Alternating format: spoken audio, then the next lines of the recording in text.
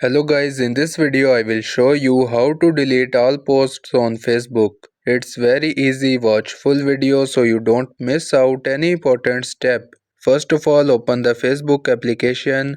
On the home page, tap on hamburger icon at the top right corner. In the menu, tap on the settings icon from the top right side.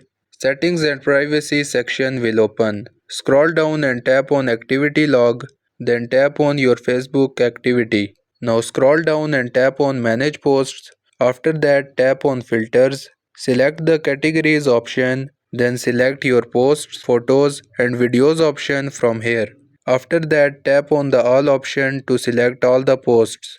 Then tap on trash. After that tap on move to trash. It may take some time if you have a large number of posts, but after the processing completes, all the posts will be deleted from your account.